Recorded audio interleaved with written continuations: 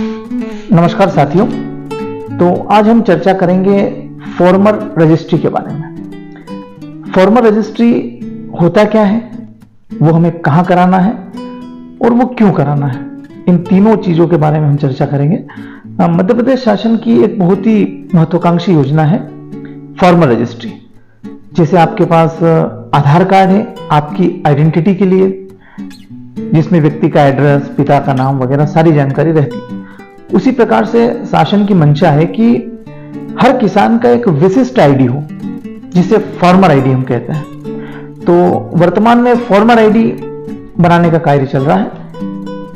अब बात हो गई ये कहां करानी है, तो आपको याद होगा तो इस बार खरीफ की जो फसल है, सोयाबीन वगैरह जो भी खरीफ में फसल है, उसमें एंट्री के लिए गांव-गांव में स्थानीय युवाओं की नियुक्ति हुई थी, जिन्होंने ऑनलाइन फसल का डाटा फिट किया था।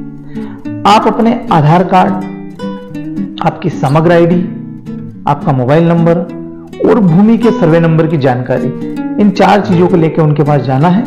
उनके पास जो एप्लीकेशन है वो, उसमें ये सारे डॉक्यूमेंट्स में जो जो भी रिक्वायरमेंट है वो सबमिट करके, और उसके बाद में आपका फॉर्मर आईडी जो है वो क्रिएट हो जाएगा।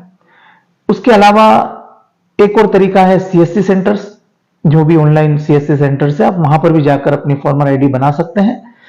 या फिर आप चाहे तो, हम सेल्फ करना चाहते हैं तो एक वेबसाइट है www.mpfr.agristate.gov.in, उस पे जाकर भी आप अपना सेल्फ का फॉर्मर आईडी क्रिएट कर सकते हैं।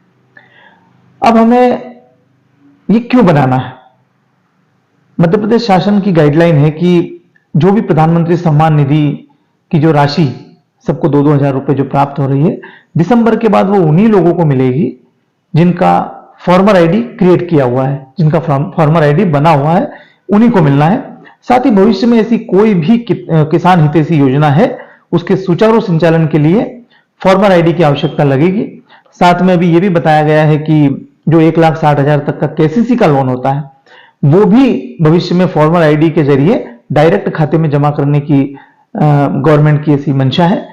तो बिना देर किए सभी साथी, या तो आप गांव में जो स्थानीय युवा हैं उनके यहाँ जाकर सीएससी सेंटर्स पर, या खुद से जो वेबसाइट है उस पर रजिस्टर्ड करके अपनी आईडी बना सकते हैं। तो सभी अपनी आईडी बनाएं और भविष्य में होने वाली असुविधाओं से बचें। बहुत बहुत धन्यवाद।